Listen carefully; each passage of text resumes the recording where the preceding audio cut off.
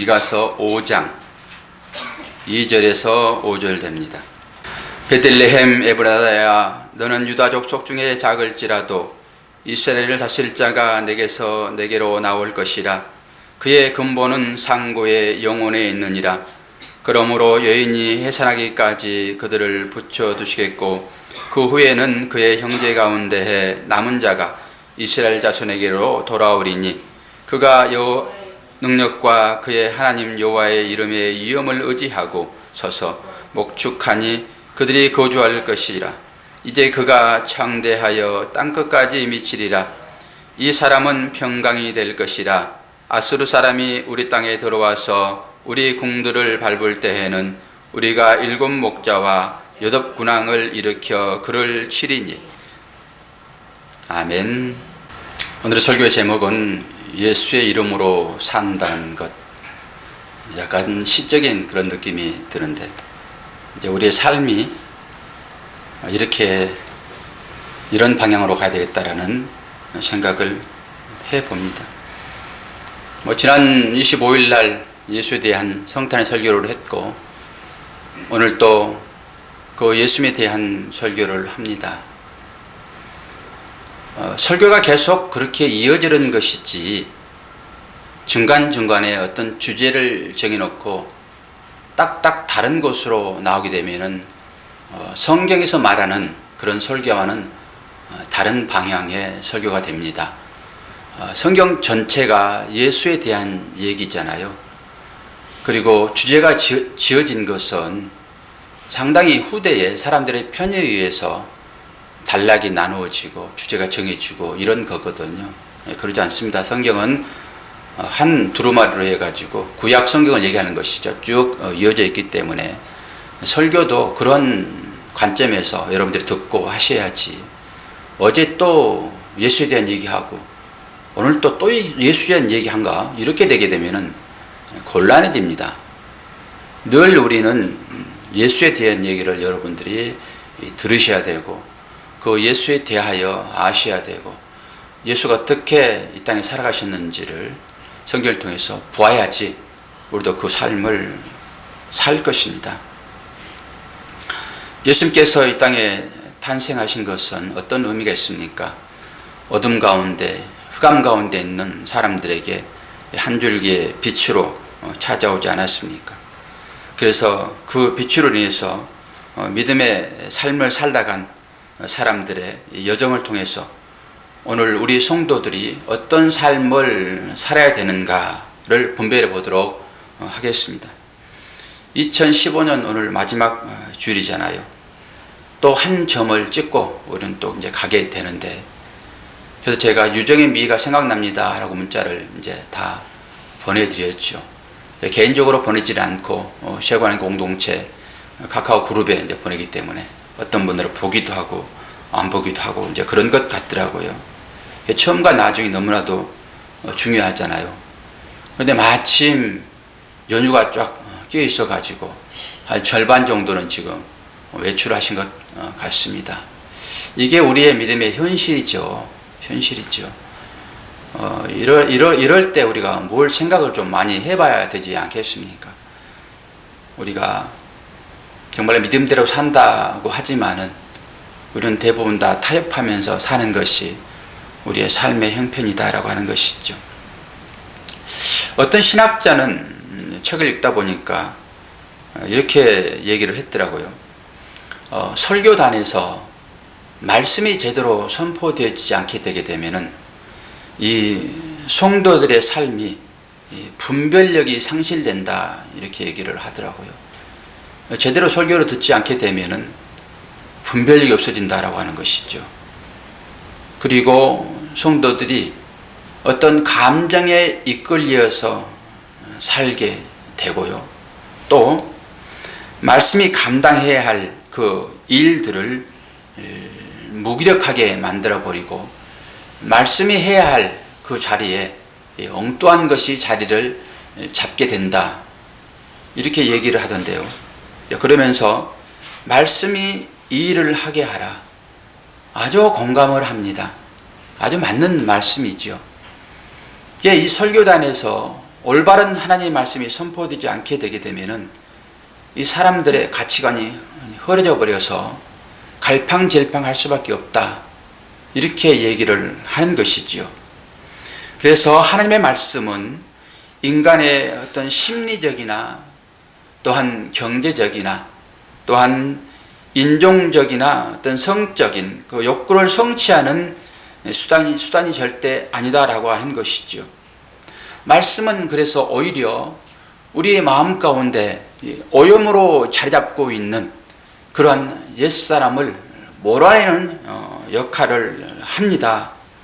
그리고 말씀은 홀로 살아서 성도의 마음 가운데 악한 것들을 전부 몰아내고 새 살을 돋아나게 하는 그런 역할을 말씀은 스스로 하신다라고 하는 것이죠. 오늘 우리가 미가서 말씀을 봤는데요. 이 미가 예언자는 주전 700년경에 활동했던 그런 사람입니다. 물론 우리가 창세기 3장 15절에 언급된 그런 예수 그리스도에 대한 얘기를 우리가 알고 있지만은 이렇게 사실적으로 예언한 그런 내용은 아마 미가서가 처음이지 아니겠는가 싶습니다. 정확하게 예수 그리스도가 어떤 분인지 어떻게 탄생할 것인지를 오늘 본문을 통해서 우리가 읽어 보았잖아요. 미가는 사실 평민 출신이었습니다. 그렇기 때문에 평민의 입장을 잘 알고 그 평민들에게 이 예언의 말씀을 선포를 했습니다. 특징이 어떤 것인가요? 특징은 불의한 자들을 향한 책망과 권면하는 것으로 예언이 이루어졌습니다. 특히 이 권세자들과 거짓 예언자들을 향할 때에는 아주 통렬하게 책망하는 것으로 선지자의 역할을 감당했습니다. 미가는 하나님의 구원이 임할 것을 선포를 한 것이죠. 또 유대의 백성들에게 신앙의 진실성을 드러내기를 권면했습니다. 그러면서 하나님께서는 구원 사역을 위하여 남은 자들을 남겨두십니다. 그 당시에 예언한 남은 자가 사실 여기 예배 드리는 여러분들이거든요. 또 이 여러분들 예언 남은 자들을 통해서 하나님은 계속적으로 이 예언을 이루어 가실 것입니다. 하나님께서 요구하시는 것은 어떤 것일까요? 겸손히 동행하며 하나님과 겸손히 동행하며 하나님의 자비를 드러내며 하나님의 공의를 행하는 것입니다. 즉 겸손히 하나님과 함께 행하라는 것이죠. 이것이 바로 미가 선지자가 당시 이스라엘 백성들에게 내지는 권세자들에게 오늘 우리들에게 전해주는 얘기가 되는 것입니다. 그분이 누구를 지금 말씀을 하고 있습니까? 예수 그리스도에 대하여 얘기를 하고 있잖아요. 그럼 우리는 예수 그리스도가 어떤 분인가? 그 예수 그리스도를 잘 알아야 되잖아요. 왜 알아야 됩니까? 그분의 삶을 따라가기 위하여 그러는 것입니다. 그리고 성경에 나와 있는 많은 인물들은 그 예수 그리스도의 발자취를 따라서 행했던 인물들이거든요. 물론 신약에서도 그렇지만 구약에서도 마찬가지입니다. 그 예언자가 누구인가? 누구를 얘기하고 있는가? 그 예언의 내용이 누군가? 그 사람들도 예수 그리스도를 알았거든요. 그래서 예수 그리스도를 따르겠다라고 삶을 살았던 사람입니다. 그러면서 오늘은 우리가 창세기에 나와 있는 그 야곱의 삶의 여정을 통해서 그 사람이 어떻게 신앙생활을 했고 또한 우리는 이 시대에 어떻게 신앙생활하는 것이 맞는가 이제 보아야 될 것입니다. 창세기 47장으로 가겠습니다. 창세기 47장 9절과 29절에서 31절 말씀을 읽어드립니다. 야곱이 바로에게 축복하고 그 앞에서 나오니라. 이스라엘의 죽을 기한이 가까우매 그가 그 아들 요셉을 불러 그에게 이르되 이제 내가 내게 은혜를 입었거든 청하노니 내 손을 내 환도뼈 아래에 넣어서 나를 인애와 성심으로 대접하여 애굽에 장사하지 않기를 맹세하고 내가 조상들과 함께 눕거든 너는 나를 애굽에서 메어다가 선영에 장사하라. 요셉이 가로되 내가 아버지의 말씀대로 행하리이다. 야곱이 또 가로되 내게 맹세하라. 맹세하니 이스라엘이 침상머리에서 경배하니라. 야곱은 어떤 사람입니까? 야곱은 거짓말쟁이 대표 아닙니까? 사기꾼, 속이는 자지요. 욕심꾸러기 야곱입니다. 그런데 야곱이 하나님의 마음에 합한 자가 되어 모든 것을 하나님께 묻고 순종하는 자가 된 것은 자신의 노력이 아니라 전적인 하나님의 언약, 즉 하나님의 말씀이었다라고 하는 것이죠. 야곱에게 떨어진 말씀이 야곱의 전 인생을 이끌고 간 것입니다. 야곱이 바로에게 축복할 때 바로에게 자신을 소개하는 말이 참 의미심장합니다. 우리가 창세기 앞 구절을 읽지 않았지만은 지금 이 야곱이 바로에게 축복하고 나와서 그 아들 요셉에게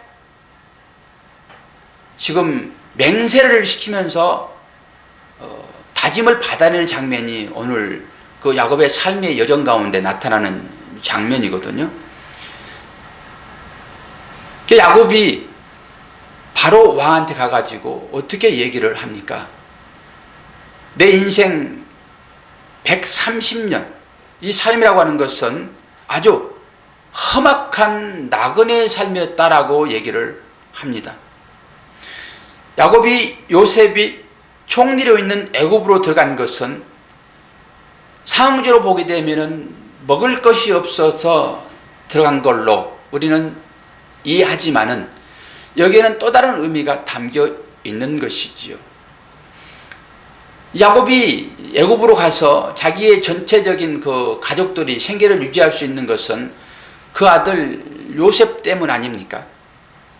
그건 요셉의 은혜로 야곱이 사실 애굽으로 가서 가족 구원이 이루어진 거거든요. 그런데 뭘 얘기를 합니까?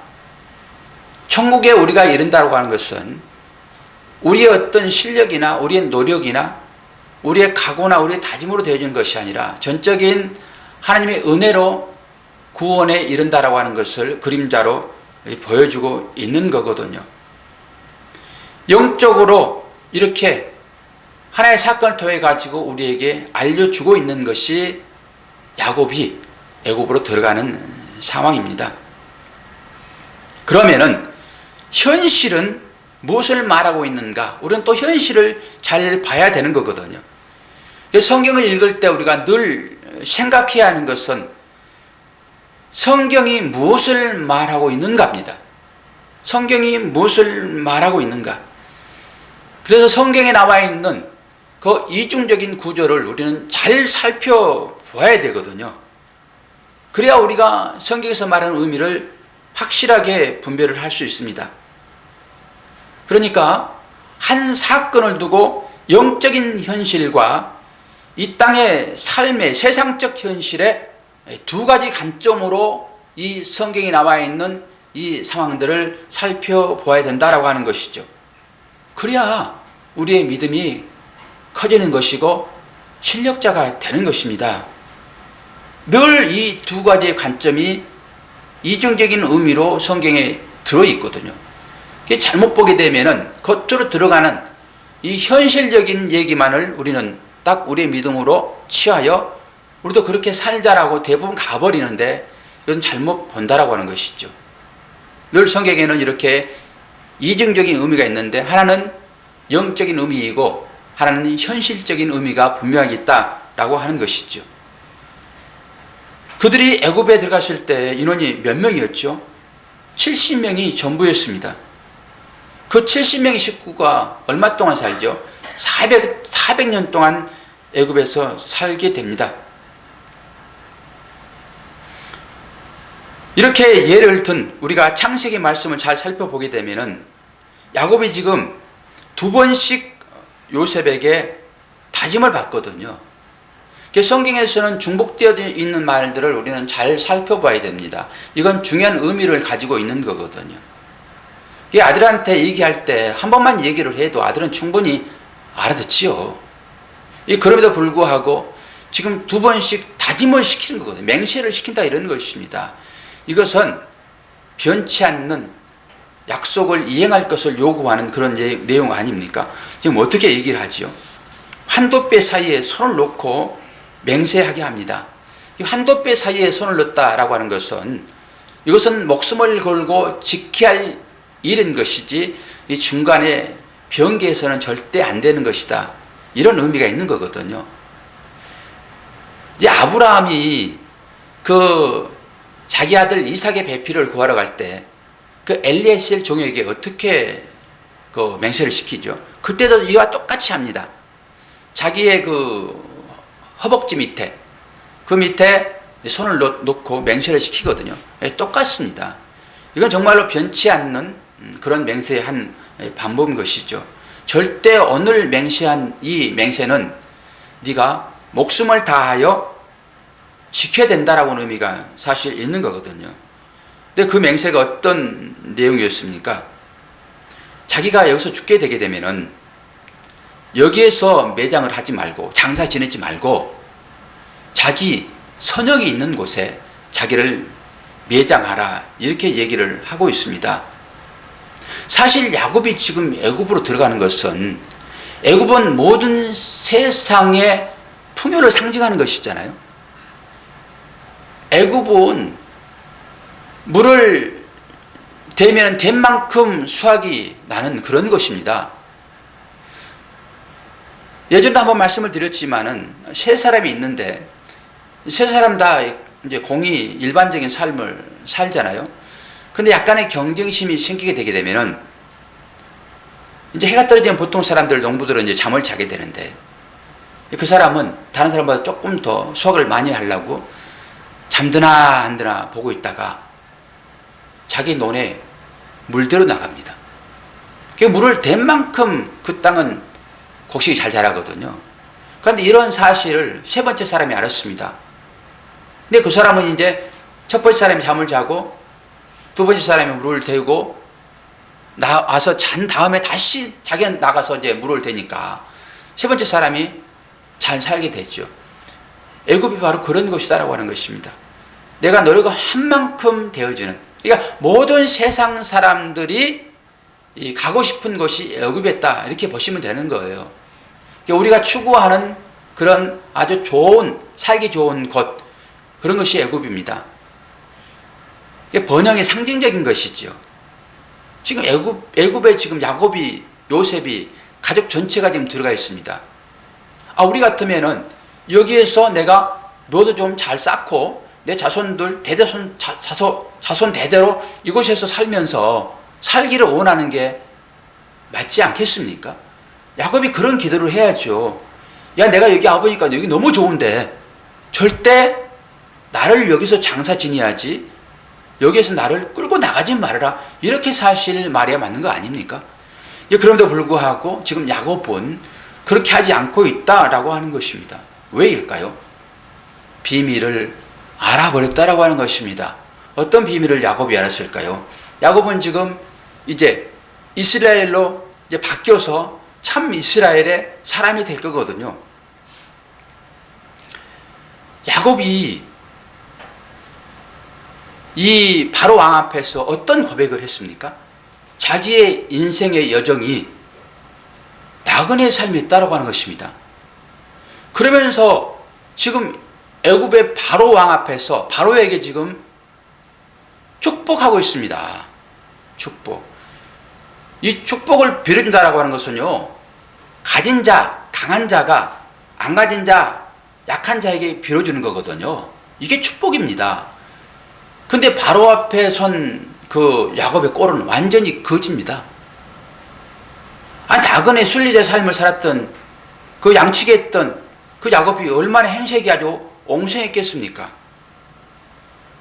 그리고 애굽의 왕이라고 하게 되면 세계를 통치할 수 있는 권력을 가진 자 아닙니까?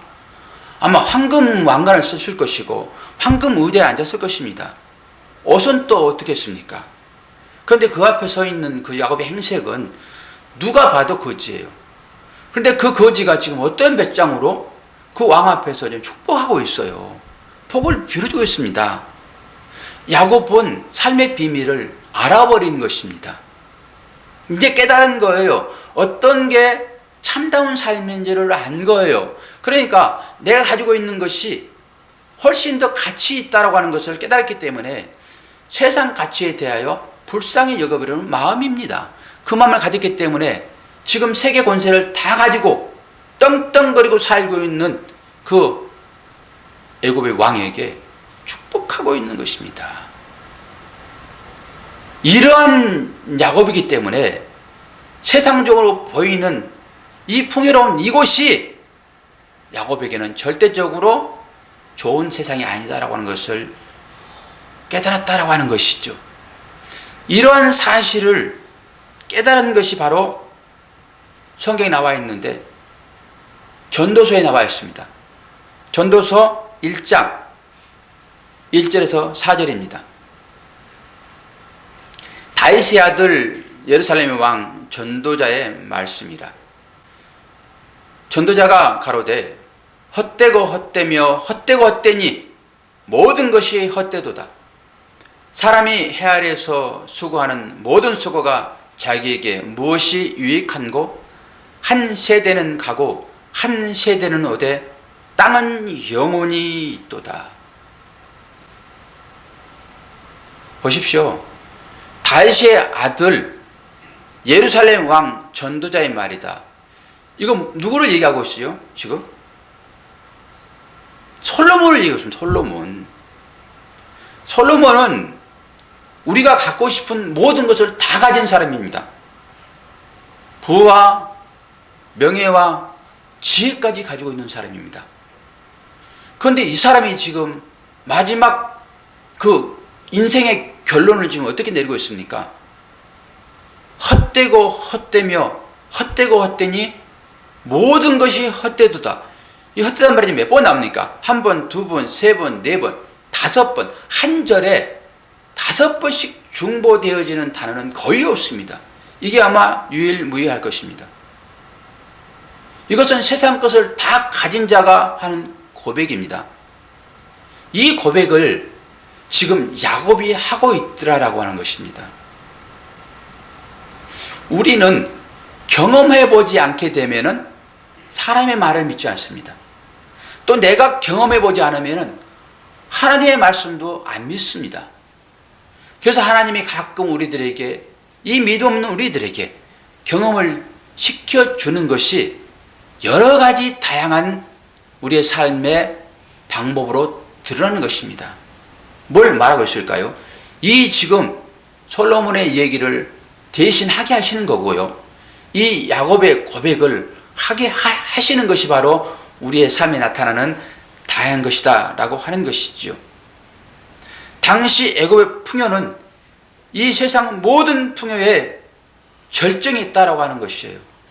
그런데도 불구하고 그것에서 탈출하고 싶은 마음이 어떻게 들었냐라고 하는 거예요. 이런 의미 깊은 얘기를 우리가 잘 되새겨 드려야지만이 우리도 세상이 지지 아니하고 이 세상을 이겨낼 수 있는 힘을 믿음으로 얻을 것입니다. 그 유언이 어떤 것이라고요? 애굽에서 빠져나가게 해달라는 것입니다. 지금. 근데 신약시대에 와서도요, 이 걸출한 믿음의 사람이 있었습니다. 신약시대에 와서. 여러분 마음 가운데 아마 생각이 들지요? 누구지요? 사도 바울입니다. 우리는 바울의 고백을 또 한번 봐야 되겠지요. 빌립보서 3장 7절에서 9절입니다. 그러나 무엇이든지 내게 유익하던 것을 내가 그리스도를 위하여 다 해로 여길 뿐더러 또한 모든 것을 해로 여김은 내 주 그리스도 예수를 아는 지식이 가장 고상함을 인함이라.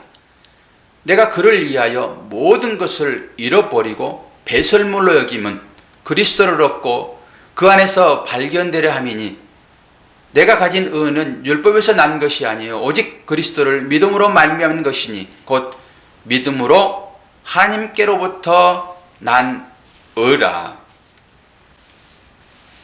이렇게 하나님의 은혜로 무엇이 진정한 가치인가를 알게 된 사람들은 이 세상의 힘과 권세를 배설물처럼 여기 된다라고 하는 것입니다.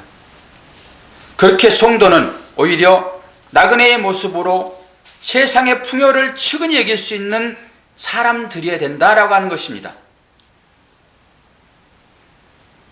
우리는 또 요셉이 어떻게 얘기했는지 이 말씀을 살펴보면서 참으로 부전자전이라고 하는 말을 생각했습니다.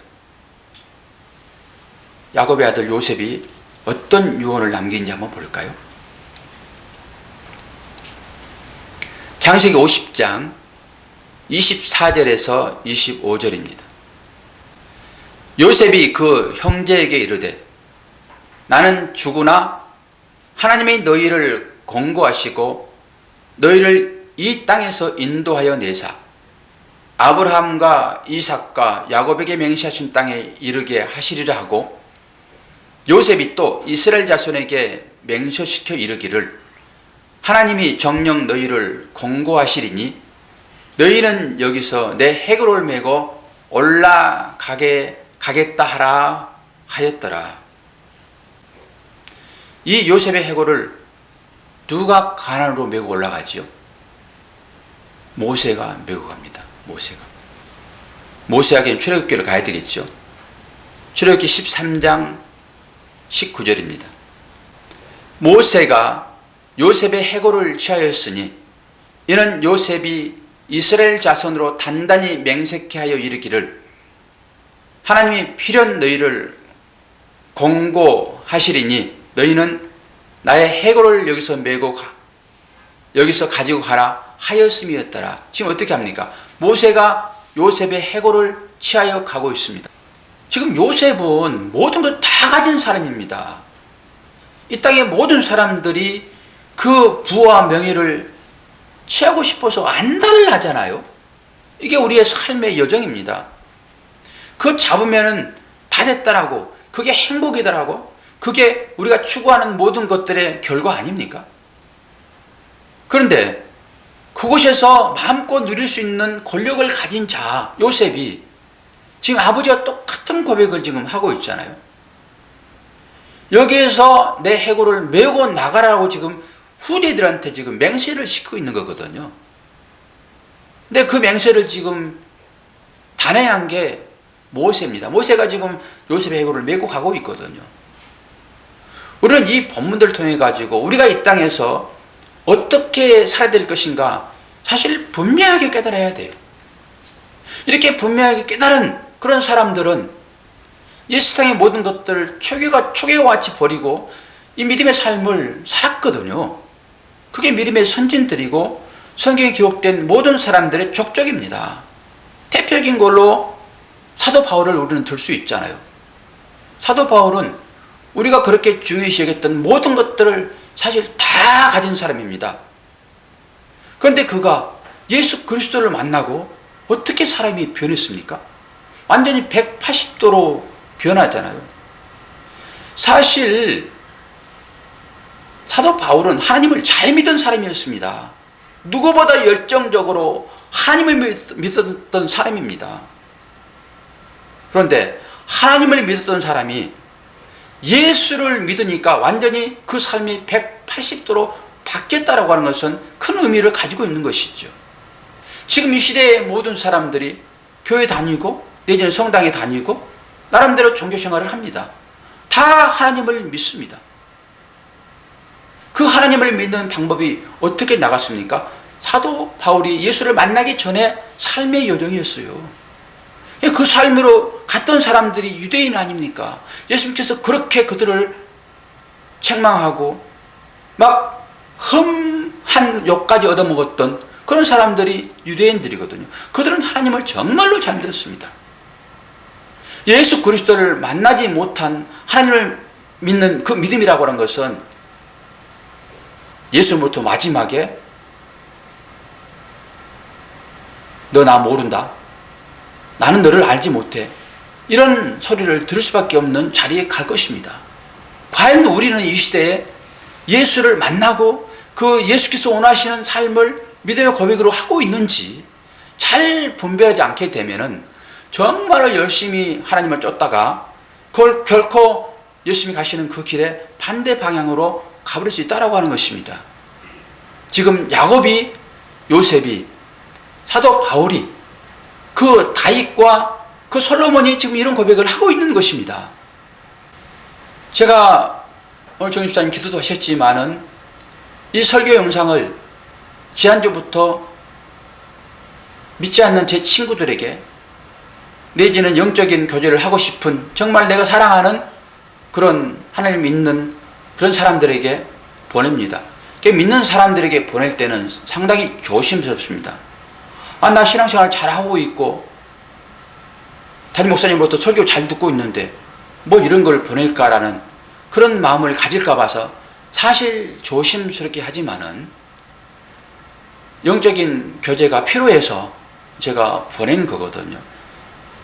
뭐 설교를 듣고 그 은혜 받으면은 또 하나를 더 취하는 것이니까 뭐 유익이 될 것이다 라는 생각을 합니다. 그러면서 믿지 않는 자들이 이 설교를 듣고 하나님께 돌아왔으면 하는 생각이 참 간절해요. 그러면 제 친구들에게도 가끔 보내잖아요. 가까운 친구에게 이 설교를 보냈더니 초등학교 동문 카페에 이걸 올려놨다고 얘기를 하더라고요. 사실 동문 카페에 올려놓고 제 설교를 이렇게 나타내는 것이 한편은 부끄럽기도 해요. 친구들이잖아요. 그럼에도 불구하고 제가 직접 그 친구들에게 전도 못하니까 이런 영상을 통해서라도 그렇게 정말 제일 친구로서 좋은 것을 주고 싶은 것이 친구이잖아요. 그럼 저는 뭐 다른 거 줄 수는 없으니까 나를 사랑하고 나를 죄악 가운데서 건져내서 영원히 살 수 있는 그곳에 오게 하신 그 예수 그리스도, 그분이 나에겐 전부이고 이게 나의 행복인 것이고 이것 때문에 내가 이렇게 참으로 기쁨으로 살 수 있는 이 근거가 되니까 이것을 친구들에게 줘서 그 친구들도 이런 사실을 알고 예수를 믿어 행복한 삶을 살 수 있다고 하게 되면 그것보다 더 좋은 일이 어디 있겠습니까? 지금 이 설교도 아마 제 사랑하는 친구들이 들을 수 있을 것입니다. 이 시간에 이 설교 듣고 있는 내 사랑하는 친구들이요, 정말 사랑하는 마음으로 이 시간에 예수를 증거하니 여러분 예수를 잘 아시고 나와 같은 큰 기쁨을 얻기를 원하네. 이 정도로 이제 친구들에게는 보내고, 우리도 똑같지 않습니까? 우리도 이 땅 가운데 살면서 지금까지는 우리들이 추구했던 모든 것들이 어떤 것이었습니까? 그 하나님만을 믿고 세상 가운데서 부귀영화를 누리고 싶은 그것으로 하나님을 믿었잖아요. 근데 우리는 이제 진리가 분별된 사람들입니다. 예수 그리스도를 알아버렸어요. 예수 그리스도가 어떤 분인지를 알아버렸단 말입니다. 그러니까 이제는 우리가 그렇게 추구하지를 않습니다. 설령 그렇게 추구하다가 하더라도 우리 이제 턴하여 돌아올 수 있는 뭔가를 깨달았기 때문에 이제는 우리의 삶의 가치관이 바뀌었고 우리의 삶의 지향점이 바뀌었습니다. 우리는 거기를 향하여서 이제 나갈 수 있는 자격을 가진 사람들이 되었습니다. 우리는 그 길을 가면 되는 거예요. 세상으로 갔다가도 이제는 알았으니까 돌아오면 되는 것입니다. 언제까지? 주님이 다시 오실 때까지 그러는 것입니다. 제가 어제는 가까운 이웃이 갑자기 전철에서 쓰러졌습니다. 그래서 연락을 받을 때 제 마음은 이 목사는 어디 가버리고 그냥 걱정돼가지고 그냥 제가 설교할 때는 다 그런 과정을 통해서 하나님 나라로 우리가 가는 것인데 뭘 여러분 염려하십니까? 이 질병이나 고난이나 이런 걸 통해서 사람이 죽는 것이지 아무런 것도 없이 그냥 사람이 그냥 죽습니까? 그것은 바로 하나님의 나라를 가기 위한 하나의 과정인 뿐입니다라고 제가 설교했잖아요. 그런데도 불구하고 가까워진 이웃이 그렇다고 그러니까 가슴이 철렁 내려앉으면서 정신이 하나도 없는 것 같아요. 그러면서 참 많은 생각을 했습니다. 제가 오늘 이 설교단에서 여러분들에게 하는 이 설교는 사실 어쩌면 마지막이 될 수도 있을 거거든요. 여러분도 이 설교가 마지막일 수 있습니다. 그럼 목사로서 제가 마지막 이 시간에 여러분들에게 어떤 설교를 해야 되겠습니까? 당연히 온전한 예수 그리스도에 대하여만 설교해야지 내일을 기약하고 어떤 다른 말씀을 드리겠습니까? 내가 오늘 설교하는 이 설교의 내용을 통해 가지고 여러분들이 회개자로 거듭남자로 돌아간다 하게 되면은 이것이 최고인 것이고 저는 그것을 향하여서 피를 토하듯이 마지막 설교해야 되지 않겠습니까? 여러분은 장담할 수 있습니까? 여러분은 내일을 보장할 수 있습니까? 제가 이런 사건을 생각하면서 그렇다, 나는 매일 이 강단에서 마지막 설교라는 각오로 설교를 해야 되겠구나. 그러면 어떻게 엉뚱한 얘기 할 수 있겠습니까? 어떻게 자기 얘기할 수 있겠습니까? 오직 우리를 위하여 그렇게 사랑을 베푸셨던 그 하나님의 사랑인 예수 그리스도 그 한 분을 잘 여러분 소개하고 마지막 끝을 내야지 않겠습니까? 여러분도 그런 마음으로 설교를 들으시고 저도 그런 각오로 설교를 하고자 다짐을 했습니다. 제가 목요일날 방영되었던 그 아름다운 동행, 그 암 환자들, 굉장히 젊은 암 환자들이었습니다. 30대, 40대예요. 앞으로 창창한 나이를 살 사람들, 아이들 아직 어린, 그리고 아직 아이들이 이제 난 그런 어떤 여성들, 이런 사람들의 그 1년의 투병 생활을 취재를 했더라고요. 그러니까 한 45분 정도 방영을 하고 있는데 제가 그걸 보면서 눈물을 흘렸습니다. 그 마지막 장면이 너무나도 생생해요. 마지막 장면은 이제 믿지 않는 자들의 삶의 형태, 그리고 이제 남편이 이제 죽었는데 절규하면서 우는 그 한 여인의 이제 모습을 보면서 계시록이 정확하게 떠오르는 것입니다. Come out, my people. 내 백성아, 거기서 나오라. 사실 우리가 살고 있는 이곳은 불난 곳이거든요. 이걸 본 사람은 가족들이 불 가운데 있게 되면은 내 사랑하는 아들아, 내 사랑하는 딸아, 내 사랑하는 부모님, 거기서 빨리 나오십시오라고 소리치지. 불 가운데 있는 가족을 향하여서 불났으니 빨리 나와, 이렇게 말할 사람은 한 사람도 없을 것입니다. 가족이 불타는데, 그 불구덩이 있는데 여러분 소리쳐서 가족을 나오게 하지요. 이게 설교자의 사명 아니겠습니까? 설교자는 그걸 보니까 당연히 큰 소리쳐서 여러분 빨리 나오세요, 빨리 나오세요, 이렇게 얘기를 하지 않겠습니까? 이게 바로 하나님을 사랑한 사람, 그 비밀을 깨달은 사람은 당연히 마지막으로 설교하면서 이렇게 외치는 것입니다. 그럼 제가 그 영상을 다시 보려고 하루 종일 어제 그제 같은 경우에는 찾았습니다. 그런데 다시 보기를 할 수가 없습니다. 그걸 제가 전도지로 편집해 가지고 갖고 다니면서 사람들 보여주려고 그래요.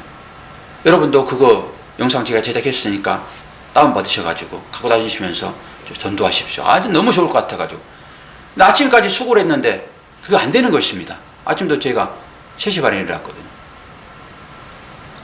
그러면서 기도하는 마음으로 시간은 막 가는데, 하나님, 이걸 꼭 제가 필요합니다.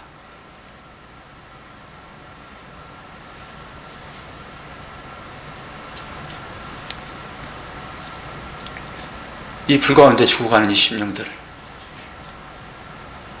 어떻게 하면 살릴까 고민하면서 제가 그걸 영상을 편집하여 이걸 보여줘야 되는데, 하나님 제발 좀 찾게 해주세요 라고 했더니 찾아지는 것입니다. 여러분, 하나님께서 하시는 그 일을 기쁨으로 감당하고자 기도하게 되면 하나님은 늘 이렇게 찾게 해주세요. 찾게 해주세요. 그래서 편집을 다 마치고 오늘 그걸 여러분들에게 보여줄 거예요. 이 야곱은 어떤 삶을 사는 사람이었어요? 창세기 27장 29절을 보게 되면 하나님이 야곱을 이렇게 축복합니다. 만민이 너를 섬기고 열국이 내게 굴복하리니 내가 형제간의 주가 되고 내 어미의 아들들이 내게 굴복하며 내게 저주하는 자는 저주를 받고 내게 축복하는 자는 복을 받기를 원하노라. 야곱에게 준 축복입니다. 그런데 야곱이 지금 어떤 상황 가운데서 그 바로에게 복을 빌어준 줄을 보십시오. 야곱에게 주어진 축복이 바로 이런 것이다 라고 하는 것입니다. 또 하나를 보겠습니다.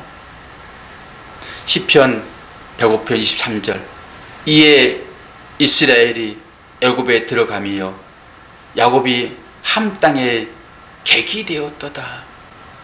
보십시오. 하나님의 약속은 아브라함을 통해서, 노아를 통해서, 다윗을 통해서, 믿음의 선배들을 통해서 우리에게 계속 이어져 오고 있습니다. 이게 우리에게 준 축복이고 이게 하나님의 말씀이며 언약입니다. 그런데 함 땅이 어디입니까? 함 땅이 노아가 저주해버렸던 그 함이 아닙니까? 노아가 저주한 땅, 함 땅이 바로 애굽입니다.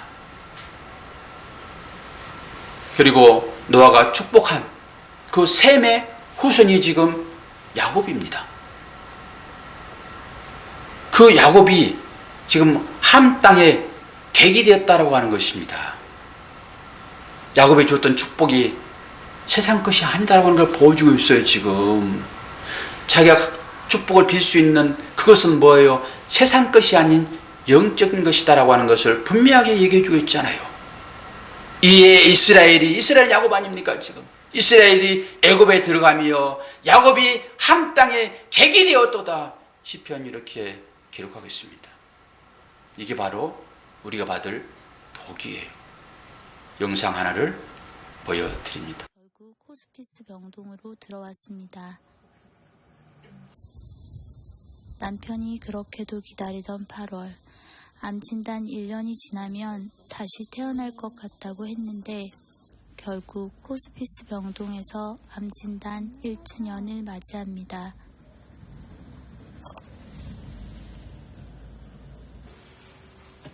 남편이 겨우 잠이 든 시간, 호스피스에 들어오기 전 마지막 힘을 다했던 남편의 모습을 보고 또 봅니다.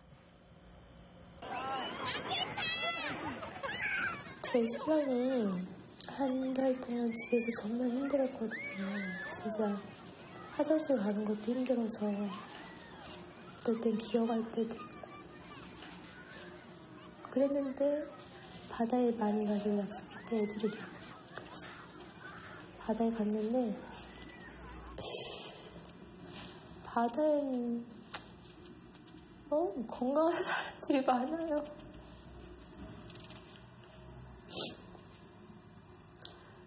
저희 신랑이 진짜 뼈밖에 안 남아서 애들 혹시 다칠까봐 파도가 세니까 혹시 다칠까봐 막 들어가는 거예요 물에. 별이야 엄마 봐봐. 별이야 엄마. 어떻게 보면 그것도 저는 기적 같은 하루라고 생각을 하거든요. 물론 신랑이 죽을 힘을 다해서 간 거지만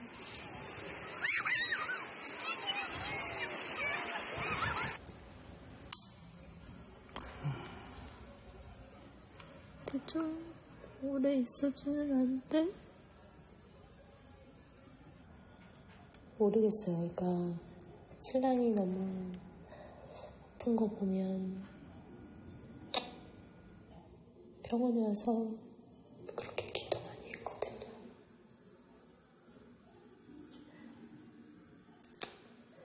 마지막까지 고통스럽게 하지 말아달라고. 정말 데리고 가실 거면 편하게, 제발 고통스럽지 않게 해달라고. 네, 아빠하고. 어머나, 금이 와서 금이. 금이 왔다, 장훈아. 아빠가 많이 아파서 이제 하늘 나라로 가야지 이제.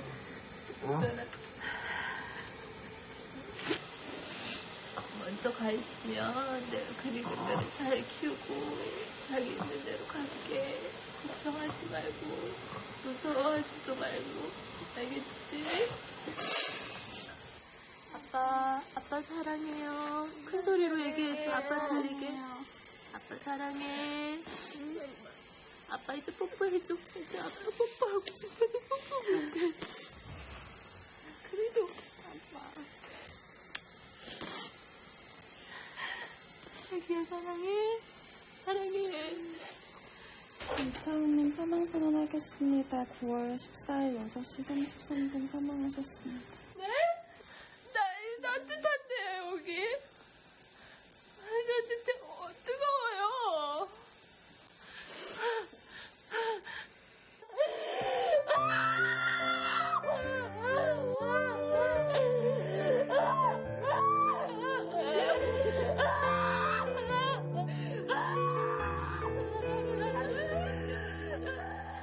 무슨 말을 할 수 있을까? 야속한 시간만 흘러가고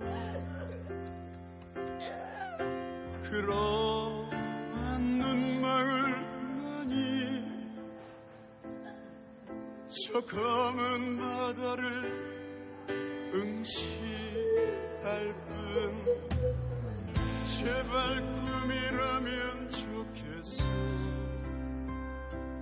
숨죽인 기도의 노래도 부서진 파도를 따라 아무 흔적도 없이 흩어져 버려. 기적을 바랬지만 생명을 원했지만 아무리 기다려도 대답 없는 꽃이에요. 천국이 있다면 꿈의 속을 떠나 그곳에서 부디 행복하여.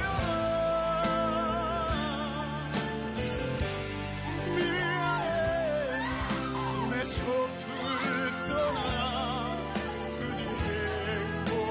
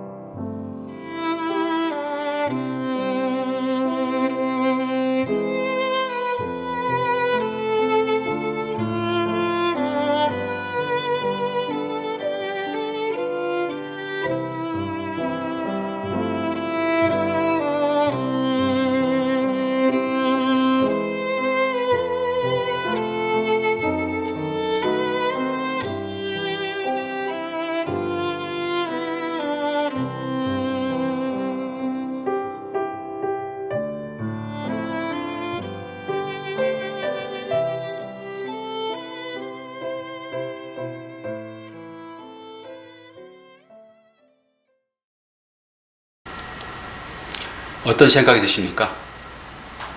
이게 현실입니다. 믿지 않는 사람들은 소망이 없으니까 저렇게 절규할 수밖에 없죠. 지금 애기 엄마가 뭐라고 얘기하죠? 불이야 그러잖아요. 불났다. 빨리 나오라. 이게 요한계시록 18장 말씀입니다. 내 백성아 빨리 나와라. 어디에요? 이 세상입니다. 모든 사람들이 생각했던 그 애국. 그래서 야곱이 이걸 알았던 것이고요. 요셉이 이걸 알았던 것이고 사도 바울이 이걸 알았습니다. 얘기해 주잖아요. 불났다. 불이요. 빨리 나와라. 기도하겠습니다. 아버지 하나님, 우리는 언제든지 하나님께서 부르시면 갈 수밖에 없는 약한 사람들임을 다시 한번 영상을 보며 깨닫습니다. 그런데도 불구하고 우리는 세상을 향하여 그 고지를 향하여 다름질하고자 하는 욕망이 우리 가운데 있습니다. 이 어쩔 수 없는 우리들을 다시 한번 용서해 주시고 또 결단하고 다짐하고 주님 앞에 나가겠다라고 하면서 또 세상을 향해 나가는 우리들이지만은 그래도 지금 찾아오셔서 우리를 이끄시고 영원한 하나님의 백성으로서의 삶을 살 수 있도록 인도하실 줄을 믿고 또한 감사를 드립니다. 오늘 2015년 마지막 주일 예배를 이렇게 마칩니다. 내년에도 이 마음 가지고 세상에 속하지 않는 자 되어 늘 하나님 나라를 생각하고 주의 말씀을 순종함에 따르며 진정으로 내 이웃을 사랑하는 자로 그렇게 우리 인생을 살아갈 수 있도록, 그래서 후회하지 않는 삶을 살아가도록 축복하여 주시옵소서. 예수 그리스도 이름으로 기도하옵나이다. 아멘.